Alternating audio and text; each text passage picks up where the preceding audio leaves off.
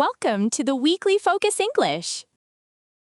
Week 11, Powering the Future, the Green Hydrogen Boom in 2027. Looking ahead to 2027, green hydrogen is becoming a primary source of clean energy worldwide. Many international shipping and trucking companies plan to replace fossil fuels with this zero-emission technology. By investing in hydrogen infrastructure, countries can power heavy industries efficiently while accelerating their progress toward global net zero targets. So trying to run today's sprawling international supply chains on our current electrical grid tech is, it's a bit like trying to power a freight train with a standard AA battery. Right. The energy density just isn't there. Exactly. Welcome to your custom deep dive.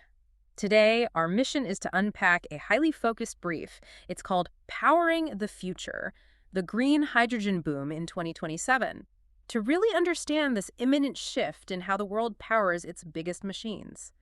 So the AA battery approaches out, and green hydrogen is stepping in as the heavy-duty, zero-emission alternative. Yeah, and the crucial thing to understand here is the actual physics of global trade. I mean, we aren't talking about, your everyday commuter vehicles. Right, where standard lithium-ion batteries work perfectly fine. Exactly. A battery powerful enough to move a commercial cargo ship across the Pacific would weigh so much that the ship would actually just sink. Oh, wow. Okay, yeah, that is a structural problem. Right, so these heavy lifters require the vast energy density of liquid fossil fuels, but obviously without the carbon output.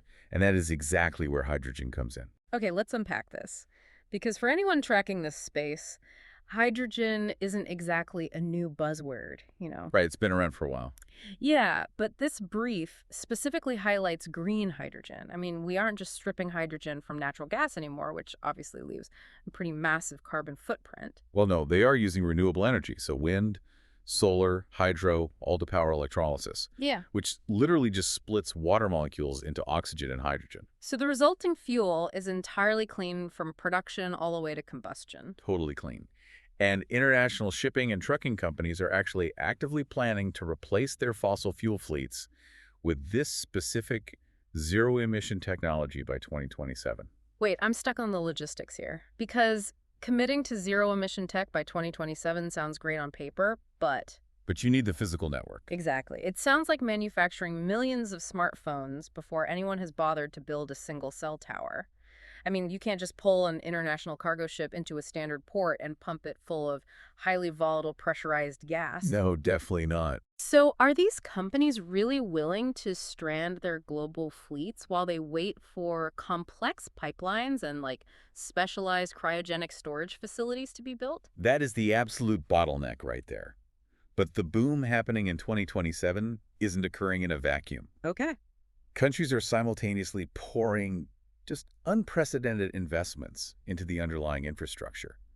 I mean, they are actively building out both gaseous pipelines for regional trucking routes. And the liquid hydrogen storage at the major maritime ports, too, I'm guessing. Yeah, exactly. So it's a parallel track. The heavy-duty fleets are rolling out exactly as the fueling and production networks are finally coming online. Okay, so this coordinated push is really the mechanism allowing nations to overhaul how heavy industry operates. It basically solves the classic chicken and egg problem of green infrastructure. Right, accelerating their progress toward global net zero targets without completely bankrupting the supply chain in the process. So next time you get a package delivered to your door, I want you to think about the incredible journey it took to get there. Because by 2027, the entire backbone of that delivery, The ships crossing oceans, the heavy trucks crossing continents. yeah, all of that will likely be moving across the globe on the back of this newly laid zero-emission hydrogen network. Which actually leaves a rather staggering thought to mull over. Oh, what's that? Well, if nations successfully build out this sprawling green hydrogen infrastructure for heavy industry in the next few years, how might this sudden dramatic shift away from traditional fossil fuels completely redraw the geopolitical map of global trade? Wow, right, because the countries producing the energy of the future might be very different from the ones who controlled it in the past. Exactly. We are essentially watching the globe swap out the engine that runs the entire global economy. Incredible. Well, thanks for joining us on this deep dive. Keep questioning and keep exploring.